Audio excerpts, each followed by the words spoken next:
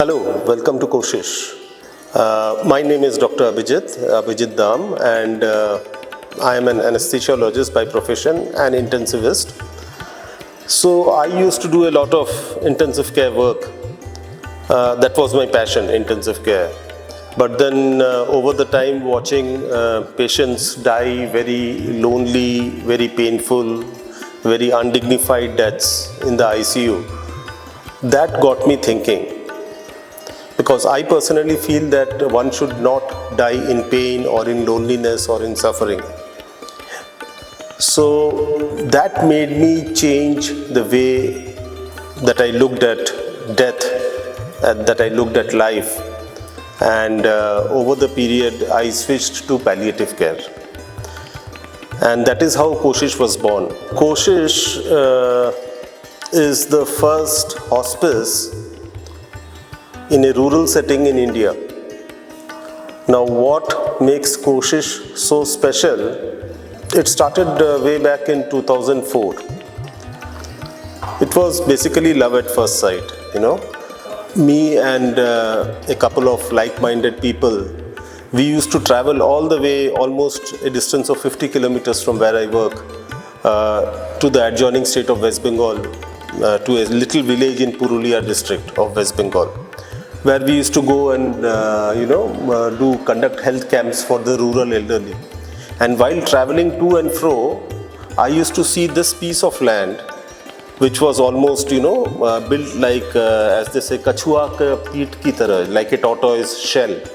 And there was a little river running by it, and there was this old building, maybe of the British times out there.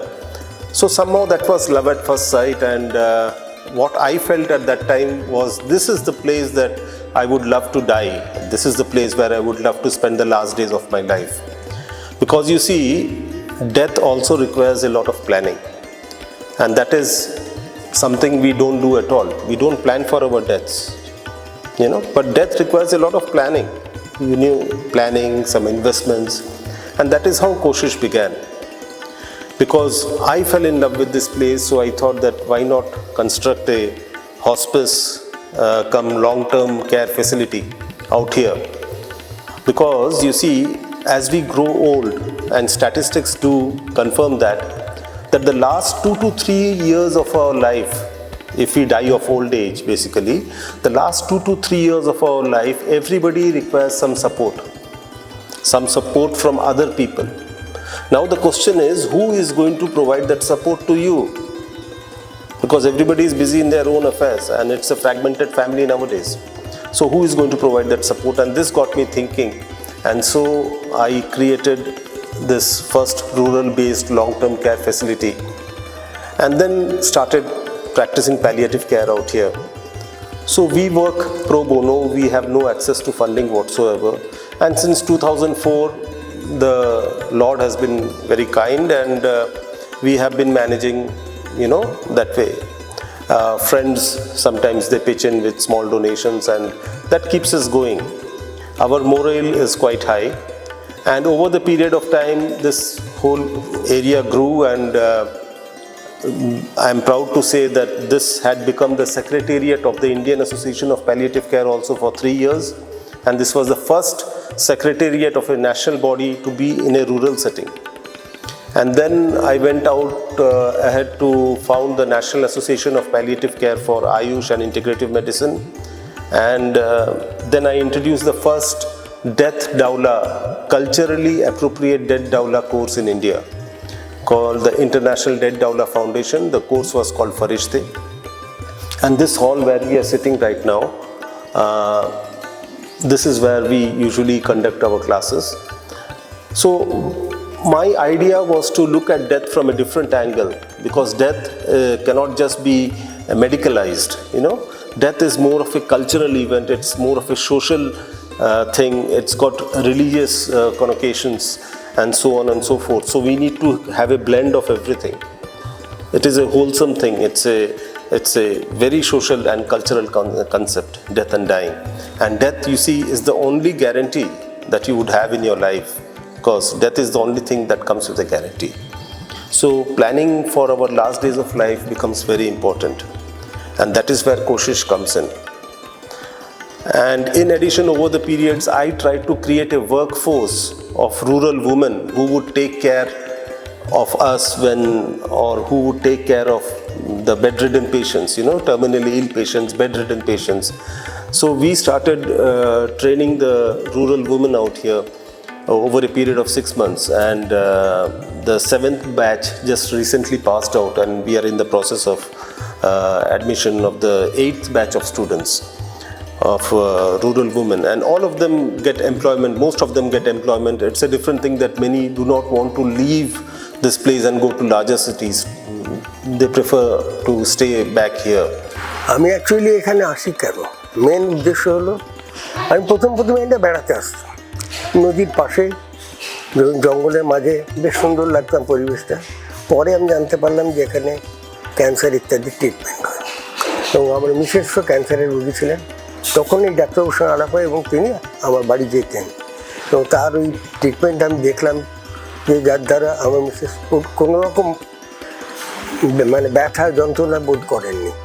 সেই সময় থেকে আমাদের এই palliative জিনিসটার উপর আমার একটা বিশেষ ধারণা জন্মায় যে এতে মানুষের তো কষ্ট হয় না, অথচ মানুষকে যেতেই হবে। সবাই জানে মানুষকে যেতে হবে, কারণ ক্যান্সার থেকে কোনো মুক্তি নেই। কিন্তু আমরা হসপিটালে ভর্তি করলে কি গুচ্ছের টাকা যায়, প্লাস যন্ত্রণাটাও ভোগ করতে হয়, কিন্তু এখানে সেইটা হয় না। লাস্ট মোমেন্টে এখানে এসে জীবনটা কাটানো সবচাইতে উত্তম, এইটাই আমরা চিন্তা করি। তারপর এখানে এসে এই পরিবেশ দেখে আমার 5টা লোকের কীভাবে তাদের সেবা করা হচ্ছে সেটা দেখে আমার খুব ভালো লাগে। তখন আমি ডিসাইড করি যে আমার শেষ জীবনটা এইভাবেই কাটিয়ে দিই। আমার মিসেস চলে যাওয়ার পর তখন আমি সমস্ত আমার যা ছিল থাকার বাড়ি সব বিক্রি করে দিয়ে আমি এখানে চলে আসি। এখন একটা রুম নিয়ে আমি এখানে আছি এবং সেখানে থাকি, এবং সেখানে নানান রকম পেশেন্ট আছে, তাদের দেখি, তাদের যতটা আমার দ্বারা সাহায্য করা সম্ভব হয় শরীর দিয়ে তাদের সাহায্য করি। এটা ওটা তাদের গল্প শোনাই, গল্প শুনি, তাদের কাছে অনেক তাদের জীবনের কথা শুনি, আমার জীবনের অভিজ্ঞতার কথা কিছু জানাই, বেশ ভালো লাগে, সময়টা ক্যারিয়ার কেটে যায়। So as you walk around our campus, the first thing which you see is a very old, almost broken down building, which is almost 100 years old, and the exact history nobody knows. Some people say that it was part of the American regiment of soldiers, those soldiers who had come all the way from South Africa, perhaps. So this is a broken down building, and some say that it was used as a stable for horses also, and housed within that building is something which I to begin with, I was an atheist, a very strong atheist. I never believed in God and all. But then one day, while sitting in that old building, I was literally forced.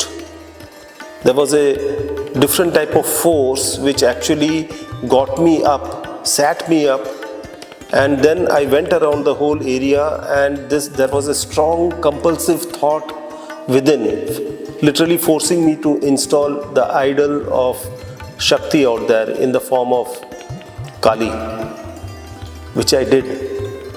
And that was the first temple which came up here. Now you can just attribute this to mere chance, but I don't think anything happens by chance. Everything is pre-planned out.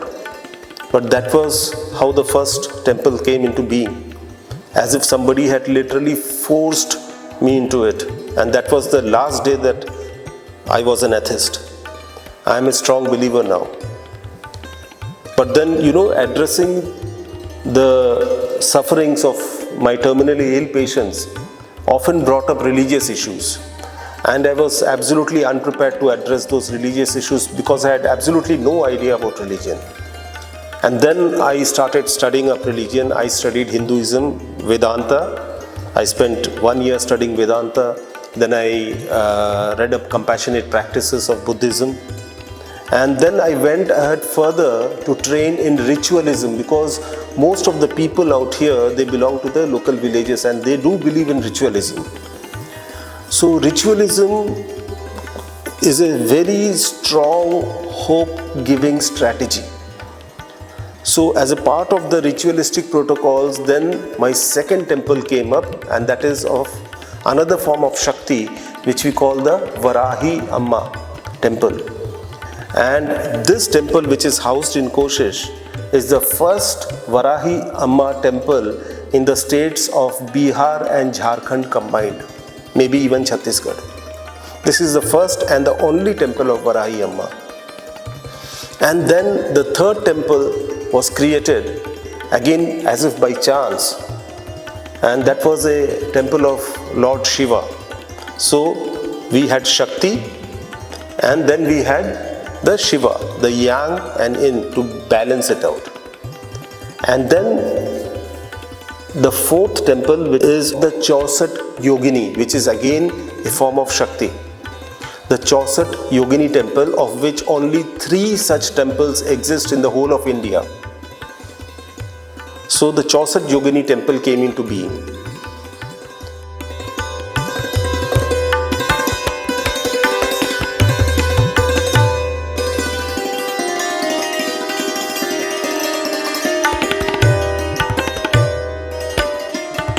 And then as we move around, if you go to the river bank, now the river bank out here is a very strong, it's a very powerful place, because there is a lot of energy out there, and persons who practice meditation would understand what I'm trying to say.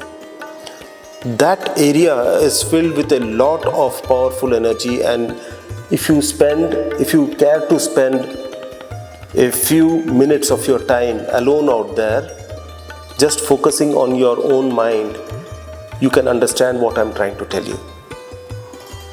So such is the power of this place. It's got very powerful vibrations should you choose to perceive them. And then if you go to the other end of the campus, we have recently started construction and almost finished the construction of a new wing, which we want to dedicate it as an old age home or a residential of a new residential hospice. Now the funding for this actually came from my grandmother-in-law. She was a widow, and she donated all her savings to Koushik so that we could build this building, and that building is ready today. And this is what I can tell you about this place. And surrounding areas are also give out very positive vibes. Satyanandji Maharaj, if you remember him, he was the yoga guru out there, called this whole area as Chita Bhumi, because this whole area was so very laden with energy should you choose to tap into them. So this whole area with the adjoining parts of Purulia and Jharkhand is filled with small temples, often lost temples, people practicing certain special ritualisms. Integrated as a whole, this can give rise to a totally different type of experience should you choose to imbibe those. So if you are interested to come out here and spend a few days out here, you're more than welcome. And at the end of this video, you'll be given a few numbers and a few email IDs where you can contact us. And this place is just around 25 kilometers away from Purulia railway station or from Bokaro Steel City railway station. So either you can come by train, or you can take a bus directly to Purulia or Bokaro Steel City and come here. Or if you want to come by flight, the nearest airport is Ranchi, which is around 120 kilometers away. The roads are very, very good, and we are bang right on NH 32. And if you Google us, we are located on Google Maps as well, and that's about it. You're welcome to come here.